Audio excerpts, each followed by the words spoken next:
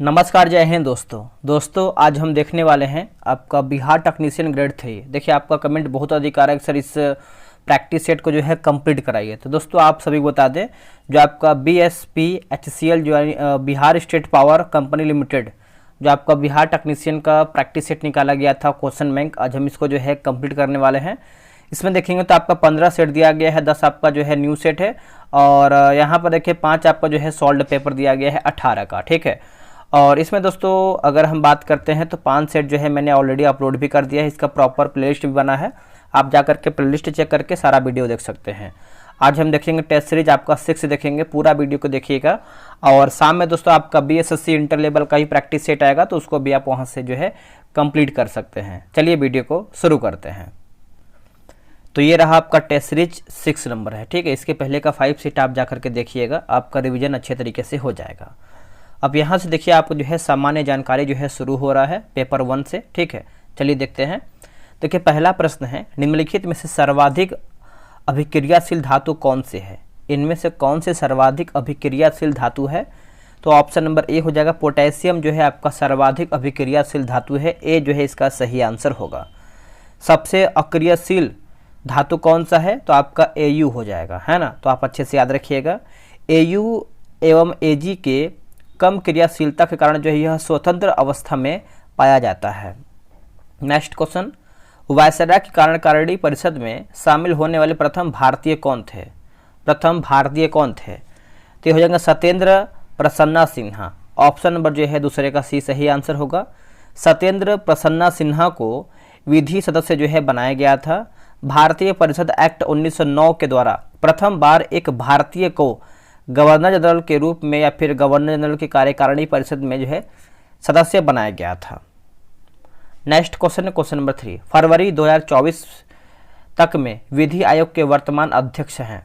विधि आयोग के प्रथम यानी वर्तमान अध्यक्ष पूछ रहा है, तो आंसर हो जाएगा ऑप्शन नंबर यहाँ पर देखेंगे तो बी हो जाएगा दोस्तों। देखेंगे तो ऋतुराज अवस्थी, थोड़ा सा टाइप मिस्टेक है क्योंकि ACCD लिखा गया है, यहाँ पर बी ऑप्शन होना चाहिए, है ना। तो ऋतुराज अवस्थी जो है इसका सही आंसर होगा, आप अच्छे से याद रखिएगा।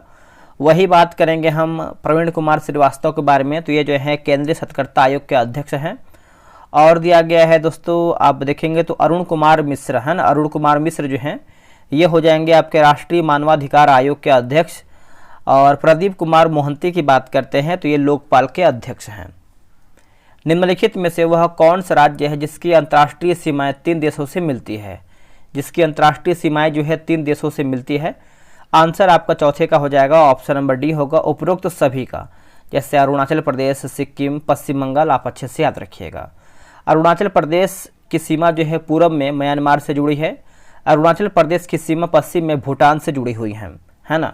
चलिए अगला हमारा क्वेश्चन है क्वेश्चन नंबर 5, निम्नलिखित जंगलों में से कौन सा जंगल पृथ्वी ग्रह के फेफड़ों के रूप में जाना जाता है? फेफड़ों के रूप में हम इसको जानते हैं, तो आप सब लोगों ने कर दिया होगा। अमेजन वर्षा वन हो जाएगा, ऑप्शन नंबर जो है 5 का डी होगा। अमेजन वर्षा वन जो है अत्यंत सघन वन है। अमेजन वर्षा वन अमेजोनिया या फिर अमेजन वन के नाम से दोस्तों ये आपका जाना जाता है, आप अच्छे से याद रखिएगा। अमेजन बेसिन जो है ब्राजील क्षेत्र में स्थित है। हाल ही में भारत के किस राज्य में भारत का पहला सौर शहर बनाया गया है? भारत का पहला सौर शहर बनाया गया है, तो इसका आंसर हो जाएगा मध्य प्रदेश होगा। क्या होगा आंसर?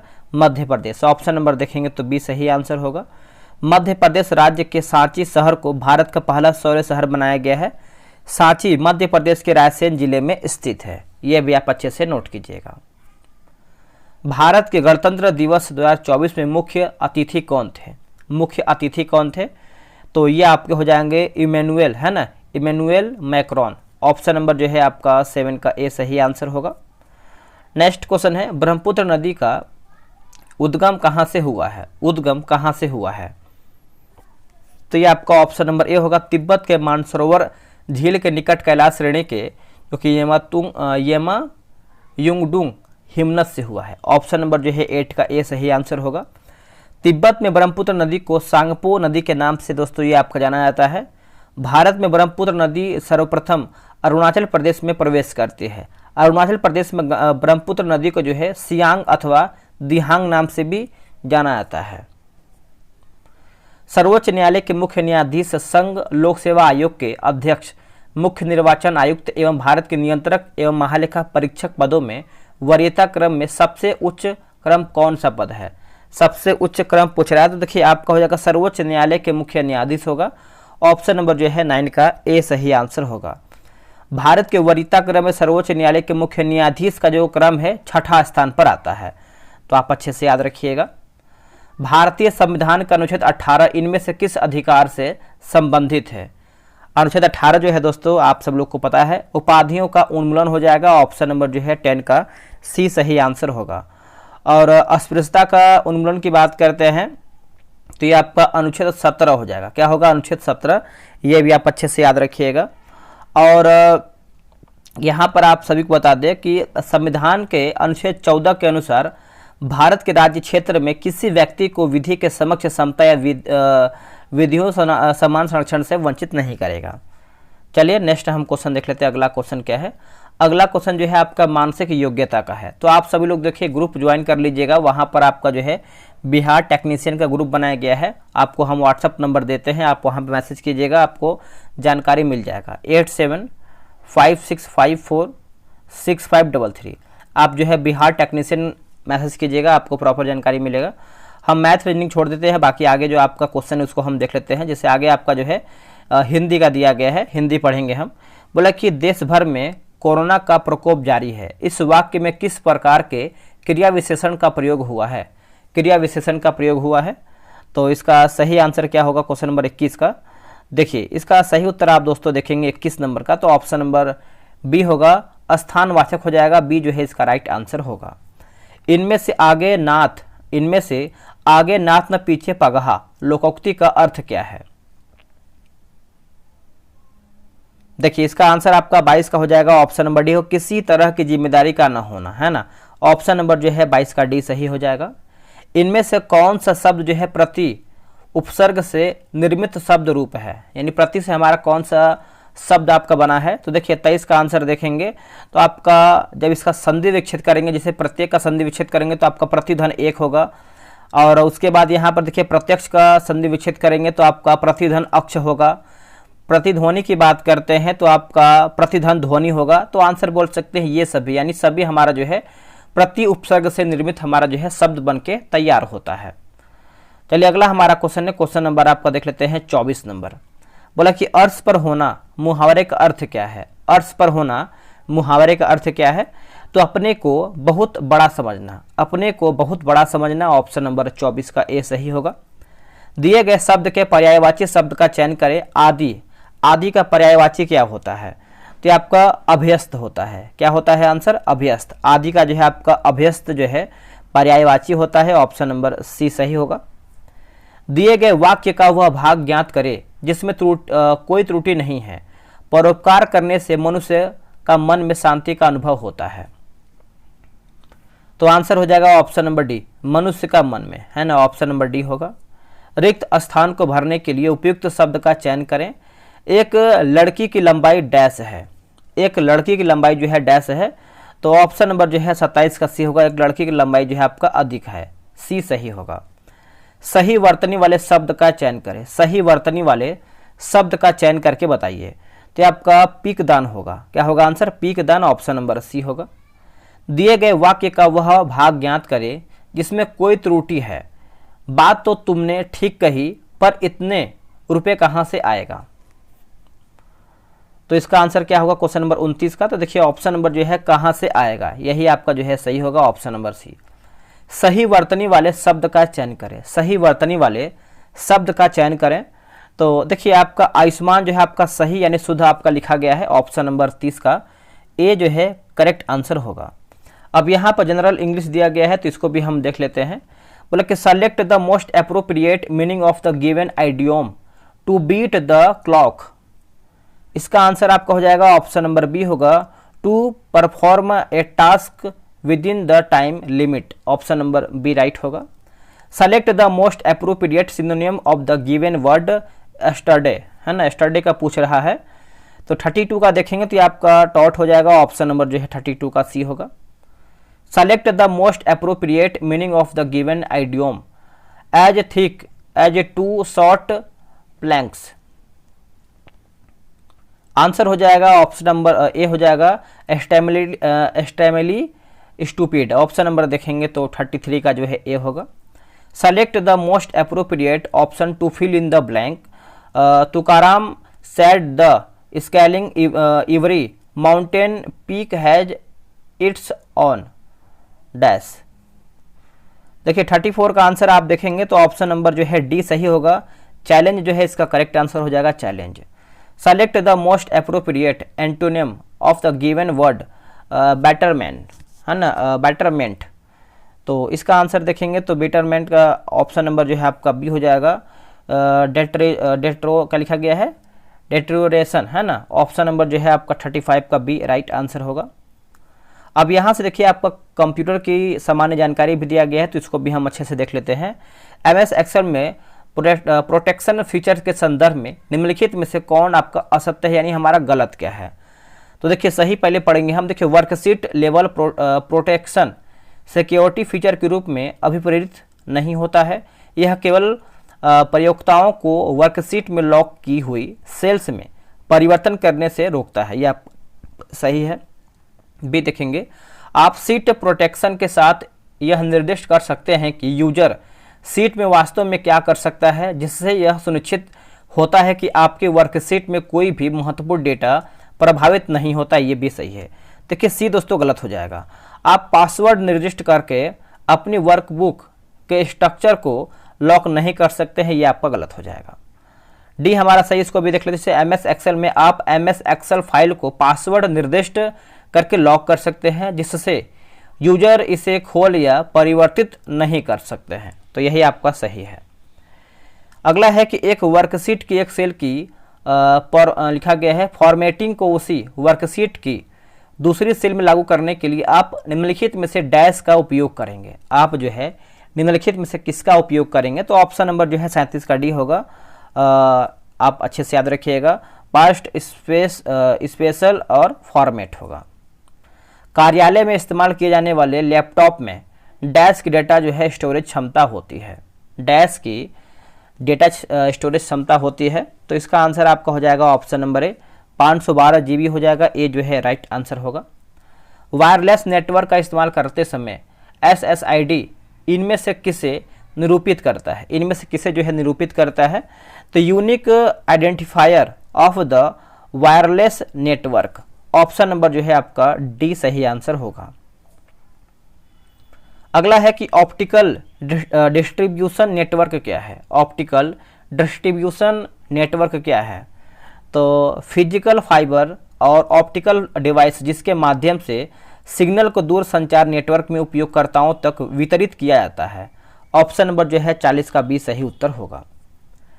अगला है कि वह सिस्टम जो IP पते यानी IP एड्रेस को आसानी से याद रखे जा सकने वाले प्रारूप में परिवर्तित करती है, डैश कहलाती है। वो आपके दोस्तों क्या कहलाती है, तो देखिए इसका आंसर देखेंगे तो डोमेन नेम सिस्टम, है ना, डोमेन नेम सिस्टम हो जाएगा। ऑप्शन नंबर ए सही होगा। निम्नलिखित में से क्या रोम रीड ओनली मेमोरी की विशेषता नहीं है, तो विशेषता नहीं है। देखिए इसे जो है अस्थिर मेमोरी के रूप में जाना जाता है, ये गलत हो जाएगा। बाकी कंप्यूटर बंद होने पर भी सूचना जो है नहीं खोती है, यह सूचनाओं को अस्थायी तौर पर संग्रहित करती है। उसके बाद डी देखेंगे तो यह बूट लोडर जैसे सिस्टम सॉफ्टवेयर को जो है धारित करता है। निम्नलिखित में से कौन सा शॉर्टकट की किसी फाइल को कॉपी करके डेस्कटॉप पर पेस्ट करने के लिए प्रयोग किया जाता है, तो इसका आंसर आपको हो जाएगा ऑप्शन नंबर जो है आपका 43 का बी हो, Ctrl+C + Ctrl+V, है ना। ऑप्शन नंबर जो है आपका बी सही आंसर हो जाएगा।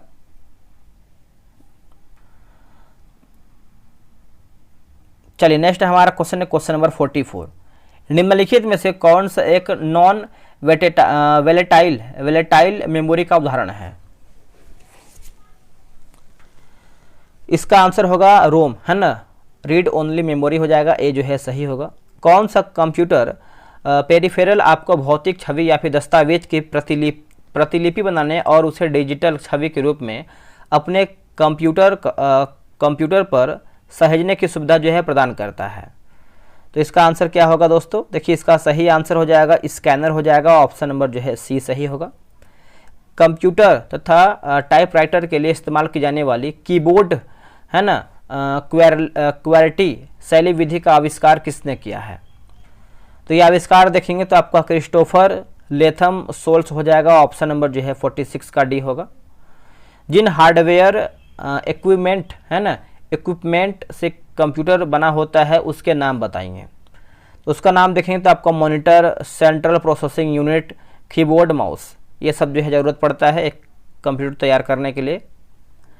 अगला कि एक हार्ड लेवल सोर्स प्रोग्राम को पहले एक ऐसे रूप में रूपांतरित किया जाना चाहिए जिसे मशीन समझ सकती हो, यह किस सॉफ्टवेयर का उपयोग करके जो है किया जाता है?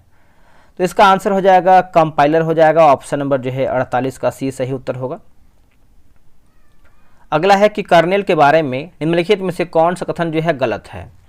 गलत हमारा क्या है? देखिए यह ऐसा कंप्यूटर क्रमादेश यानी प्रोग्राम है जो सभी कंप्यूटर प्रचालकों को नियंत्रित करता है, ये गलत हो जाएगा। बाकी वह ऐसा कंप्यूटर क्रमादेश प्रोग्राम है जो सभी निष्पादित उपयोगिताओं का समन्वय करता है। आगे क्या है? वह ऐसा कंप्यूटर क्रमादेश यानी प्रोग्राम है जो सभी प्रणाली प्रक्रियाओं को निर्धारित और व्यवस्थित करता है। यह ऐसा कंप्यूटर क्रमादेश है जो उपयोगकर्ताओं और प्रचालन प्रणाली के बीच एक अंतराफलन उपलब्ध करवाता है। अगला है गूगल ड्राइव, स्काई ड्राइव और ड्रॉपबॉक्स इनमें से किसके आदर्श उदाहरण हैं? आंसर होगा ऑप्शन नंबर सी होगा, जैसे क्लाउड स्टोरेज सेवाएं हो जाएगा, ऑप्शन नंबर जो है 50 का सी सही उत्तर होगा। अगला हमारा क्वेश्चन है क्वेश्चन नंबर आपका इलेक्ट्रीशियन से क्वेश्चन जो है आपका 50 क्वेश्चन है, तो चलिए इसको भी हम अच्छे से देख लेते हैं। इलेक्ट्रीशियन से आपका जो भी क्वेश्चन है एग्जाम यहीं से आपका 50 क्वेश्चन मायने रखता है। इनमें से कौन सा चमकीला पदार्थ लैंप में हरे रंग की रोशनी देता है? तो इसका आंसर हो जाएगा जिंक सिलिकेट हो जाएगा, ऑप्शन नंबर जो है 51 का देखेंगे तो जिंक सिलिकेट इसका राइट आंसर होगा। मैग्नीशियम टंगस्टन की बात करते हैं नीला सफ़ेद होगा। कैडमियम बोरेट की बात करते हैं तो आपका गुलाबी होगा। अगला है यदि एक अल्टरनेटर वाइंडिंग में 5/6 का एक फ्रैक्शनल पिच है तो क्वाइल स्पैन डैश डिग्री होगी? तो ये आपका 150 हो जाएगा, ऑप्शन नंबर जो है सी सही होगा। निम्नलिखित में से कौन सा प्रतीक विद्युत प्रकाश को इंगित करता है? विद्युत प्रकाश को जो है इंगित करता है, तो ऑप्शन नंबर बी होगा ट्रांसफार्मर वाला लैंप होगा। ट्रांसफार्मर वाला लैंप हो जाएगा, ऑप्शन नंबर बी सही होगा। यदि केबल की लंबाई दुगुनी हो जाती है तो इसकी धारिता सी डैश होगी, तो ये आपका दोगुना हो जाएगा, ऑप्शन नंबर जो है आपका 54 का सी होगा, दोगुना। एक शंट जनरेटर 1000 आरपीएम की रफ्तार से चल रहा है, अगर फ्लक्स को आधा कर दिया जाए तो नई रफ्तार क्या होगी? तो नई रफ्तार क्या होगी? तो देखिए आपका 2000 आरपीएम होगा, 2000 आरपीएम हो जाएगा, ऑप्शन नंबर ए सही होगा। अगला है कि लैप संयोजित आर्मेचर वाले एक 4 पोल शंट जनरेटर में क्षेत्र प्रतिरोध और आर्मेचर प्रतिरोध क्रमशः 50 और 01 है, तो इसमें 100 वोल्ट और 40 वाट के 60 लैंप को विद्युत शक्ति आपूर्ति प्रदान की जाती है। आर्मेचर धारा का मान क्या होगा? देखिए आर्मेचर धारा का मान देखेंगे तो आपका 26 एम्पियर हो जाएगा, ऑप्शन नंबर देखेंगे 56 का तो डी होगा 26 एम्पियर। आप देखिए आराम से जब ग्रुप ज्वाइन करेंगे तो आपको इसका सॉल्यूशन भी मिल जाएगा, आप वहाँ से खुद से बना पाएंगे, ठीक है। तो आप ग्रुप जो है ज्वाइन जरूर कीजिएगा ताकि आपको बेनिफिट एग्जाम के टाइम मिल पाए और डेली बेसिस पे आप सेट भी बना पाएँ।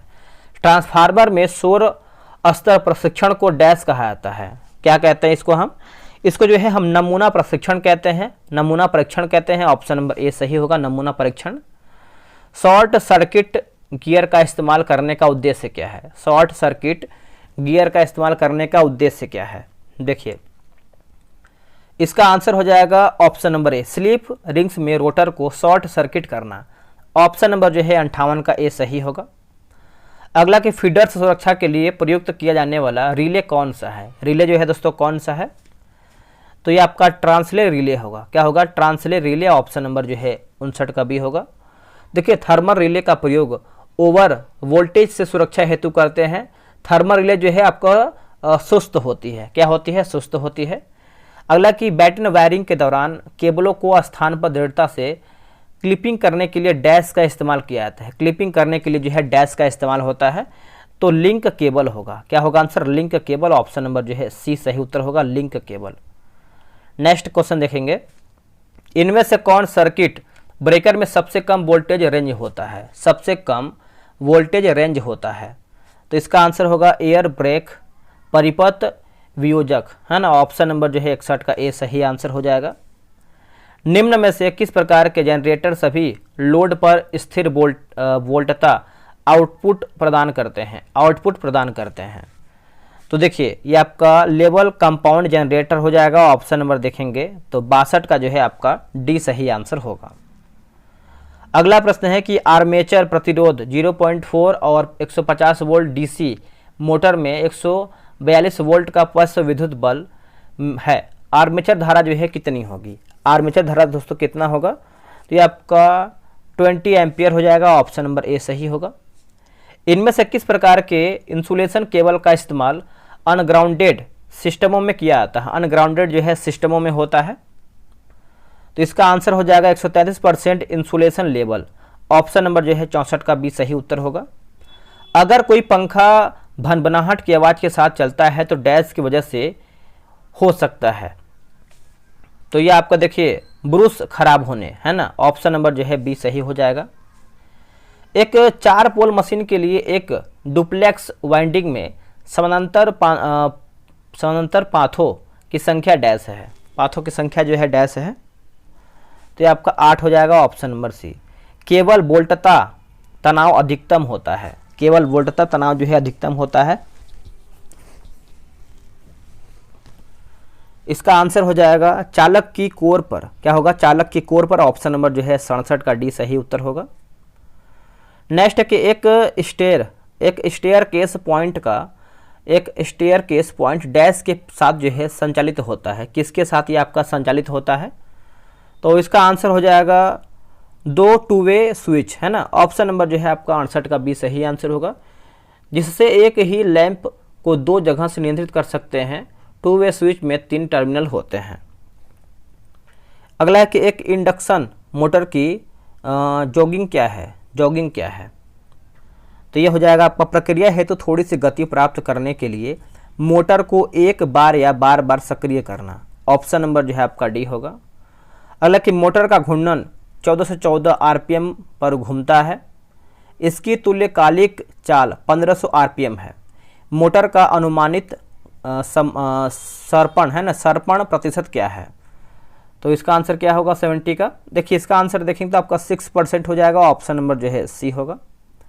दिए गए चित्र में विद्युत धारा परिणामित्र किससे प्रदर्शित करता है? ये आपका फिगर देखिए दिया गया है, तो आंसर जो है आपका हो जाएगा केवल बी, है ना। ऑप्शन नंबर जो है आपका बी सही उत्तर हो जाएगा। देखिए इसको समझिएगा कि ट्रांसफार्मर में आवृत्ति एक शक्ति दोनों यानी कंटेंट रहती है। इसमें घर्षण हानि का मान 0 होता है।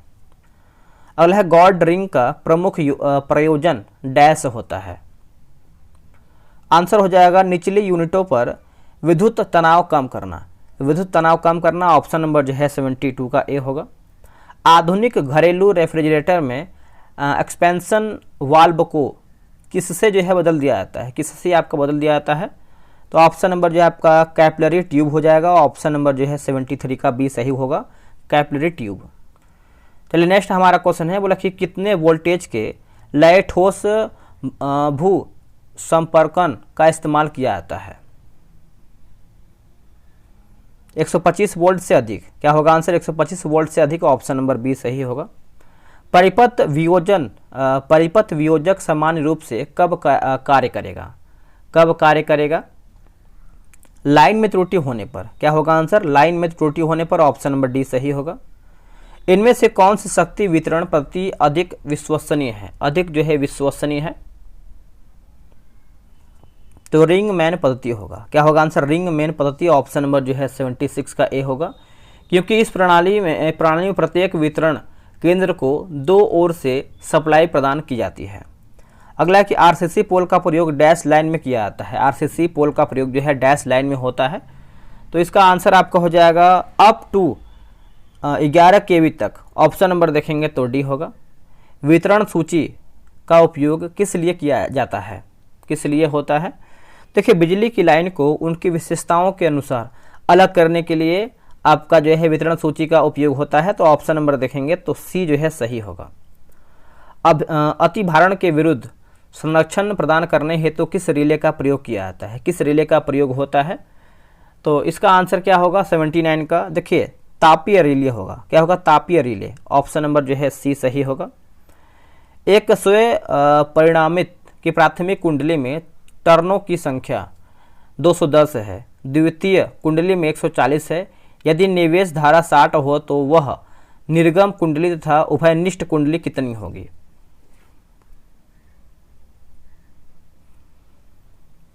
इसका आंसर हो जाएगा ऑप्शन नंबर सी 90 और 30 का हो जाएगा। ए जो है सी जो है सही होगा।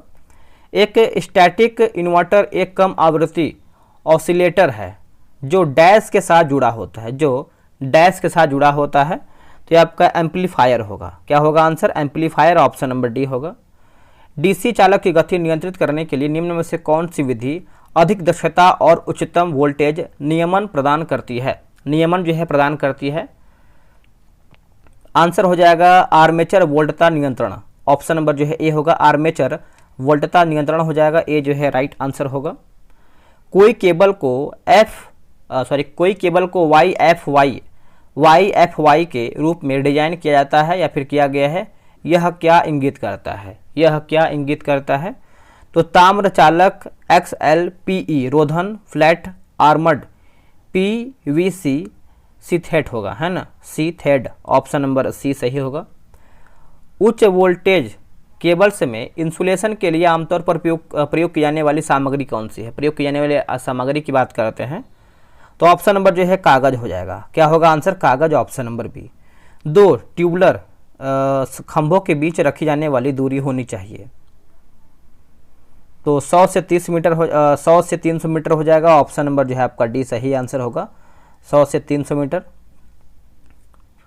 अगला है कि नियंत्रण कैबिनेट में प्रयुक्त की जाने वाली एल्यूमिनियम बस बार रेक्टेंगुलर क्रॉस सेक्शन होने चाहिए जिसका करेंट घनत्व तो इनमें से किससे जो है अधिक न हो? तो 800 हो जाएगा। ऑप्शन नंबर जो है आपका 86 का डी सही होगा। 220 वोल्ट वाले 6 HP शॉर्ट की गई शंट कंपाउंड मोटर में 1 का एक आर्मेचर प्रतिरोध और 1 का सीरीज फील्ड प्रतिरोध है और 220 का शंट फील्ड प्रतिरोध लगा है। यह 17 एम्पियर का फुल लोड करंट लेती है। शंट फील्ड करंट कितना है? शंट फील्ड करंट कितना है? तो देखिए, इसका आंसर आपका हो जाएगा 87 का। ऑप्शन नंबर डी होगा, 0.925 एम्पियर। ऑप्शन नंबर जो है डी सही होगा। एक परिणाम मित्र 0.6A की धारा लेती है तथा 64 वोल्ट अवशोषित करता है। जब प्राथमिक इसके सामान्य आपूर्ति 200 वोल्ट 50 हर्ट्ज से जुड़ा है तथा द्वितीय खुला परिपथ हो तो धारा की लौह हानि अवयव है। 0.32 एएमपी हो जाएगा। ऑप्शन नंबर ए राइट होगा।